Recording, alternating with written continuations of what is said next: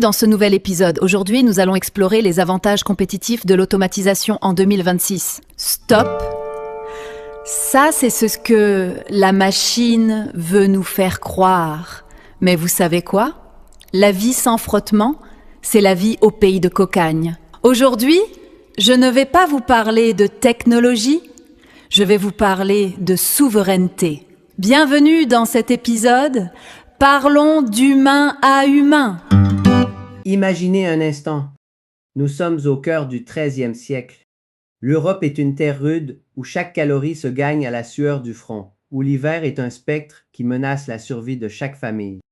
Pour échapper à cette réalité brutale, les poètes de l'époque ont inventé une échappatoire, un rêve éveillé qu'ils ont baptisé le pays de cocagne. Dans ce royaume mirifique, la physique même de la souffrance s'évapore. On raconte que les rivières n'étaient pas d'eau, mais de vin vieux. Les maisons, bâties avec des tuiles de sucre et des murs de pain d'épices.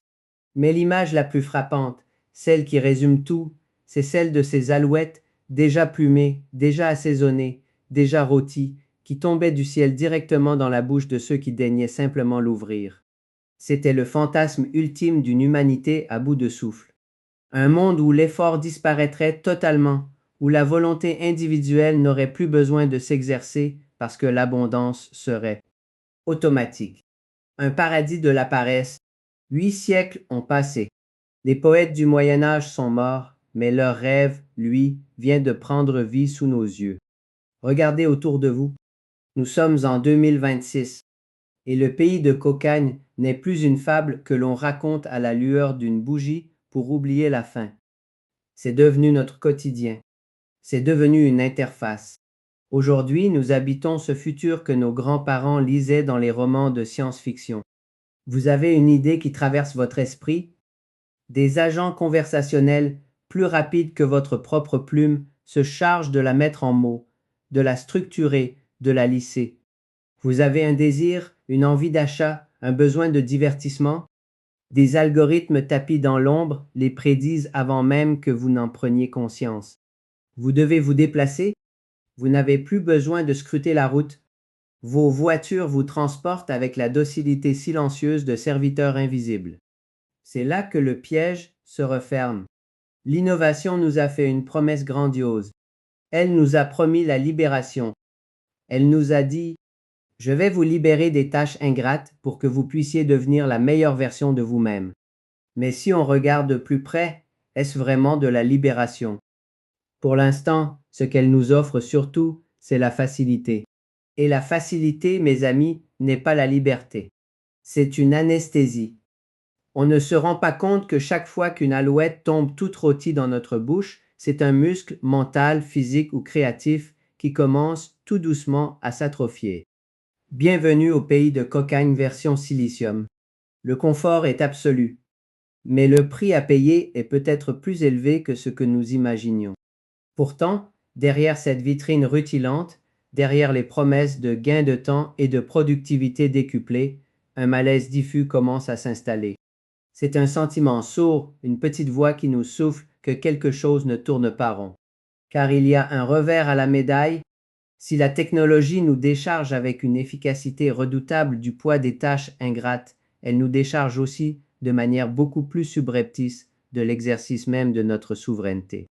Le paradoxe que nous vivons est brutal. Plus nous déléguons à la machine ce que nous considérons comme mécanique, plus nous prenons le risque de voir s'atrophier ce qui est, en réalité, vital. C'est une loi de la nature. Tout organe ou toute fonction que l'on n'utilise plus finit par s'affaiblir. Si nous ne prenons pas garde, si nous ne mettons pas de la conscience dans chacun de nos clics, nous ne serons bientôt plus les architectes de nos propres vies. Nous deviendrons les spectateurs passifs confortablement installés dans le canapé de nos existences, regardant un film optimisé pour nous par de simples calculs de probabilité. Posez-vous la question, vraiment, quand vous montez en voiture et que le GPS choisit systématiquement votre route, que perdez-vous réellement? Est-ce juste quelques minutes de trajet ou est-ce votre sens profond de l'orientation, votre instinct et cette capacité si humaine à explorer l'inconnu, à prendre un chemin de traverse juste parce qu'il a l'air plus beau? Quand vous laissez une IA rédiger vos messages, vos emails ou vos posts, est-ce que vous gagnez vraiment du temps? Ou est-ce que vous êtes en train de perdre la nuance unique de votre propre voix, cette petite imperfection qui fait que c'est vous et personne d'autre qui parlez? Et quand l'algorithme sélectionne pour vous vos prochaines lectures, vos prochaines rencontres ou vos prochaines opportunités professionnelles, est-ce que vous exercez encore votre libre arbitre? Ou est-ce que vous suivez simplement, sans même vous en rendre compte, la pente de la moindre résistance? Le risque, ce n'est pas que les machines deviennent humaines. Le risque, c'est que nous devenions, par pur confort, aussi prévisibles que des machines. Alors soyons clairs. Mon propos ici n'est pas de prôner un retour au ludisme ou de vous suggérer de jeter vos outils numériques au bûcher. Bien au contraire. À l'ère de l'intelligence artificielle, la puissance que nous avons entre les mains est proprement prodigieuse. C'est un moteur hors norme. Mais rappelez-vous, une puissance sans pilote lucide n'est rien d'autre qu'une inertie accélérée. Pour rester maître de votre trajectoire en 2026, il va falloir opérer un discernement radical. Il s'agit de comprendre une règle d'or. Si la machine peut et doit gérer l'automatisme, elle ne pourra jamais, au grand jamais, remplacer votre mouvement, votre intuition et votre capacité de décision. Aujourd'hui, la ligne qui sépare l'utilisateur augmenté de l'utilisateur diminué est devenue fine comme un cheveu. Il est temps de redéfinir notre relation à l'effort. Je ne vous parle pas de l'effort inutile, celui qui nous épuise et nous vide de notre substance. Je vous parle de l'effort noble, celui qui nous construit. L'effort de la réflexion critique, le soin méticuleux apporté à notre corps et la hauteur de vue de la vision stratégique. C'est vital. Car n'oubliez jamais qu'au pays de cocagne, à force de ne plus avoir à faire un pas, on finit toujours par oublier comment marcher. Dans ce qui va suivre, nous allons explorer ensemble comment automatiser le superflu pour mieux muscler l'essentiel. Comment, en somme, utiliser la technologie comme un levier pour libérer votre génie humain, plutôt que comme une béquille pour masquer votre abdication. Nous y sommes. En cette année 2026, nous habitons enfin ce futur qui, pendant des décennies, n'existait que sur le papier glacé des magazines de science-fiction. Le paradoxe de notre époque est fascinant. Nous avons domestiqué l'invisible. Nos foyers sont peuplés de robots qui aspirent le quotidien. Nos écrans sont habités par des intelligences capables de rédiger des thèses en quelques secondes. Et nos voitures commencent à lire la route à notre place. Nous avons construit un monde où l'obstacle semble avoir été gommé. Mais cette victoire sur la contrainte ressemble étrangement à un miroir aux alouettes. L'innovation nous a vendu la facilité et nous avons acheté l'idée qu'elle était synonyme d'amélioration. Pourtant, aujourd'hui, la question se pose avec une acuité nouvelle. Être soulagé d'une tâche nous rend-il vraiment plus libre ou simplement plus dépendant? Le confort est une drogue douce qui finit par anesthésier notre capacité à agir par nous-mêmes. La frontière entre l'assistance et l'atrophie est devenue une ligne de crête extrêmement fine. D'un côté, la machine nous libère des gestes répétitifs et de la charge mécanique. De l'autre, elle nous retire l'entraînement nécessaire à la maîtrise. Pour rester véritablement maître de sa vie dans ce nouvel écosystème, le défi est clair. Il faut apprendre l'art de la délégation sélective. Il s'agit de confier à l'intelligence artificielle ce qui est purement mécanique, mais de sanctuariser et de muscler sans relâche ce qui est vital. Notre corps, notre esprit critique et notre capacité à trancher. Car dans un monde où tout devient automatique, la seule véritable richesse qui nous reste, c'est notre souveraineté personnelle. L'un des plus grands mirages de notre décennie, c'est ce qu'on pourrait appeler le paradoxe de la productivité. On nous avait promis que l'automatisation nous offrirait le luxe du temps retrouvé, mais en 2026, la réalité est tout autre. Gagner 10 fois plus de temps sur une tâche ne nous a pas libérés. Cela a simplement créé un vide que nous nous sommes empressés de combler par 10 fois plus de sollicitations. En déléguant l'exécution à la machine, nous n'avons pas allégé nos esprits. Nous avons simplement déplacé le curseur vers une charge mentale de supervision. Aujourd'hui, nous ne faisons plus, mais nous devons surveiller 1000 flux simultanés. Notre attention est devenue une ressource fragmentée, dispersée et finalement épuisée. Cette transition s'accompagne d'une délégation invisible, dont nous mesurons rarement le prix. À chaque fois que nous laissons un outil faire à notre place, une compétence silencieuse s'étiole en nous. C'est le syndrome du GPS poussé à l'extrême. À force de suivre aveuglément une flèche bleue sur un écran, nous perdons la lecture du paysage et le sens profond de l'orientation. Nous arrivons à destination, certes, mais nous sommes devenus incapables de retrouver notre chemin seul si l'écran s'éteint. Le problème, c'est que ce phénomène s'étend désormais à nos facultés intellectuelles les plus nobles. En confiant la rédaction ou la synthèse de nos idées à un chatbot, nous déléguons bien plus que de simples mots. Nous déléguons la structuration même de notre pensée, car c'est précisément dans l'effort de trouver le mot juste et d'organiser ses idées que la réflexion se solidifie. Sans cet exercice, la pensée devient floue, paresseuse, prête à accepter n'importe quelle suggestion d'un algorithme qui finit par orienter notre libre arbitre sous couvert de pertinence. Le risque ultime, c'est celui d'une atrophie cognitive généralisée. L'esprit critique est un muscle biologique. Il a besoin de résistance pour rester vigoureux. Moins nous vérifions les faits, moins nous questionnons les sources et moins nous nous confrontons à la complexité, plus notre discernement s'endort.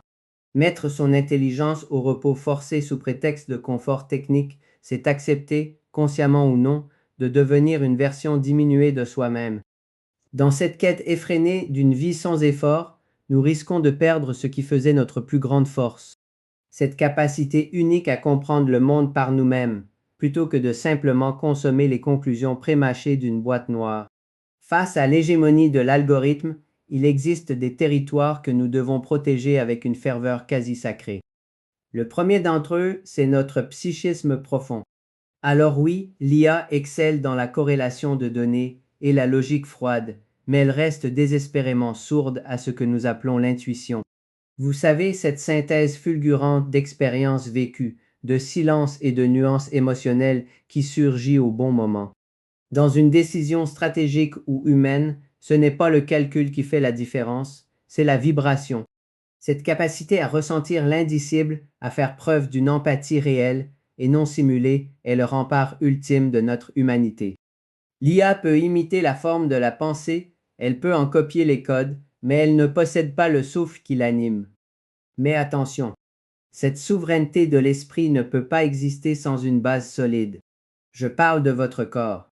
Dans un monde qui nous incite chaque jour à adopter un futur allongé, où chaque besoin est assouvi d'un simple clic, sans même avoir à quitter son siège, le mouvement n'est plus une option. Il devient un acte de résistance. Nous devons impérativement réhabiliter les micro-efforts du quotidien. Cuisiner ses propres repas, marcher pour le seul plaisir de la découverte, ranger son espace de travail ou jardiner. Tout cela, ce ne sont pas des pertes de temps ou des corvées archaïques. Ce sont des rituels d'ancrage. Ils nous rappellent physiquement que nous sommes des êtres de chair et de sang, connectés à une réalité matérielle que l'écran ne pourra jamais, absolument jamais remplacer. Il est urgent de comprendre que prendre soin de cette machine biologique que vous habitez n'est pas un luxe pour passionner de bien-être, c'est la condition sine qua non de la pensée de haut niveau. Savoir bouger, c'est entretenir le système qui permet l'oxygénation de votre cerveau et votre clarté mentale. Un esprit brillant enfermé dans un corps sédentaire finit inévitablement par s'étioler, victime d'une fatigue nerveuse que la technologie est bien incapable de soigner. Enfin, la véritable sagesse en cette année 2026 réside peut-être dans ce que j'appelle l'art de la soumission intelligente. Il s'agit d'avoir l'humilité de s'incliner devant les faits biologiques et les lois de la nature. Plutôt que de chercher à tout dompter, à tout optimiser ou à tout hacker par la technique, de la qualité de notre sommeil à notre nutrition, nous devons réapprendre à écouter les besoins fondamentaux de notre organisme. Accepter nos limites physiques, respecter nos cycles naturels et reconnaître que la technique est un outil, certes, mais que la biologie est notre foyer. C'est en respectant ces sanctuaires que nous resterons des pilotes lucides, capables de diriger la puissance de l'IA sans nous perdre en chemin. Pour ne pas vous laisser submerger par le flux technologique incessant de 2026, il est impératif d'affûter votre discernement. Cela commence par la mise en place d'un filtre systématique face à chaque nouvelle application ou fonctionnalité qui croise votre route. Désormais, la question n'est plus de savoir si l'outil est performant, ils le sont presque tous, mais de poser ce diagnostic simple. Cet outil me rend-il plus capable ou plus immobile? Si l'innovation remplace votre capacité à réfléchir ou à agir, elle vous diminue. Si elle agit comme un amplificateur de vos intentions, elle vous augmente. Le discernement, c'est précisément cela. Avoir la sagesse de rejeter la béquille pour ne garder que le levier. C'est là que réside la véritable puissance de l'IA, quand on sait la placer là où il faut. L'enjeu n'est pas de refuser l'automatisation par principe, mais de l'utiliser comme un moteur de libération. Le no-code et l'IA générative sont des outils prodigieux lorsqu'ils servent à broyer la complexité technique et les tâches ingrates qui saturent nos journées. En automatisant ce qui est répétitif, ce qui est sans valeur ajoutée intellectuelle, vous dégagez enfin l'espace nécessaire au travail profond et à la stratégie. L'IA doit être votre ouvrière infatigable, celle qui prépare le terrain dans l'ombre pour que votre génie créatif puisse s'exprimer sans entrave. Mais réussir ce virage demande d'élaborer une vision à long terme. L'erreur classique, celle que tout le monde commet, c'est de vivre au rythme effréné des mises à jour technologiques, dans une course perpétuelle à l'outil le plus récent. La véritable stratégie consiste à construire un système de vie et de travail où la technologie occupe sa juste place, celle d'une alliée efficace et non d'une béquille existentielle. Un système robuste, c'est un système qui survit aux pannes de réseau, car il repose sur des compétences fondamentales que vous avez choisi, consciemment, de conserver et de cultiver. En fin de compte, nous devons adopter un nouveau critère d'utilité pour juger de la valeur d'une innovation. Trop souvent, nous mesurons le progrès à l'économie d'effort qu'il permet. C'est une erreur de perspective totale. Une innovation est réellement bonne si elle nous permet de faire mieux ce qui compte et non si elle nous permet simplement d'en faire moins. La technologie ne doit pas servir à fuir la vie ou à s'en simplifier les contours jusqu'à l'ennui, mais à l'embrasser avec plus de force, de précision et d'impact. Être augmenté, c'est utiliser la puissance des machines pour porter vos projets plus loin, tout en restant le seul et unique pilote à bord. Reprendre les commandes. À la fin du 19e siècle, Jules Verne ou son fils Michel imaginaient dans la journée d'un journaliste américain, en 2889, un monde où la technique aurait tout résolu. Des repas livrés par tubes pneumatiques aux cités climatisées, jusqu'à la réduction de la pensée à une simple commodité. Nous n'avons pas eu besoin d'attendre l'an 2889. En 2026, ce futur est déjà là, mais il nous livre une leçon brutale que les visionnaires du passé ne faisaient qu'effleurer. L'intelligence artificielle est une puissance prodigieuse, mais elle est intrinsèquement aveugle. Sans un pilote lucide, en bonne santé et doté d'une volonté propre, elle ne fait qu'accélérer une course sans direction. L'IA peut calculer la trajectoire, mais elle ne sait pas pourquoi nous voulons voyager. Elle peut simuler la parole, mais elle n'a rien à dire. Elle est un moteur formidable qui attend que nous tenions le volant. Si nous abandonnons ce volant par paresse ou par fascination pour le confort, nous devenons les passagers de notre propre déclin. Le véritable takeaway pour l'entrepreneur et l'individu de cette ère nouvelle est un appel à la résistance constructive. Ne soyez pas les spectateurs de votre propre vie. Faites preuve d'une exigence radicale dans vos choix technologiques. Automatisez tout ce qui est superflu, tout ce qui est mécanique, tout ce qui ralentit votre essor. Mais ne déléguez jamais au grand jamais votre santé, votre jugement critique et votre étincelle créative. Ce sont ces facultés, et elles seules, qui feront de vous un architecte au milieu d'une foule de spectateurs. Reprenez les commandes. La machine est à votre service, mais c'est à vous qu'il appartient de rester vivant. À la fin du 19e siècle, Jules Verne imaginait dans sa nouvelle La journée d'un journaliste américain en 2389 un monde où la technique aurait absolument tout résolu. Des repas livrés par tubes pneumatiques aux cités climatisées, il allait jusqu'à imaginer la réduction de la pensée à une simple commodité. Eh bien, nous n'avons pas eu besoin d'attendre l'an 2089. En 2026, ce futur est déjà là, sous nos yeux. mais il nous livre une leçon brutale que les visionnaires du passé ne faisaient qu'effleurer. L'intelligence artificielle est une puissance prodigieuse, c'est vrai, mais elle est intrinsèquement aveugle. Sans un pilote lucide, en bonne santé et doté d'une volonté propre, elle ne fait qu'accélérer une course sans direction. L'IA peut calculer la trajectoire la plus optimale, mais elle ne sait pas pourquoi nous voulons voyager. Elle peut simuler la parole à la perfection, mais elle n'a au fond absolument rien à dire. Elle est un moteur formidable, mais un moteur qui attend désespérément que nous tenions le volant. Si nous abandonnons ce volant par paresse ou par simple fascination pour le confort, nous ne sommes plus des pilotes. Nous devenons les passagers de notre propre déclin. Le véritable message que je veux vous transmettre aujourd'hui, que vous soyez entrepreneur ou simplement citoyen de cette ère nouvelle, c'est un appel à la résistance constructive. Ne soyez pas les spectateurs de votre propre vie. Faites preuve d'une exigence radicale dans vos choix technologiques. Automatisez tout ce qui est superflu, tout ce qui est mécanique, tout ce qui ralentit votre essor. Mais ne déléguez jamais, au grand jamais, votre santé, votre jugement critique et votre étincelle créative.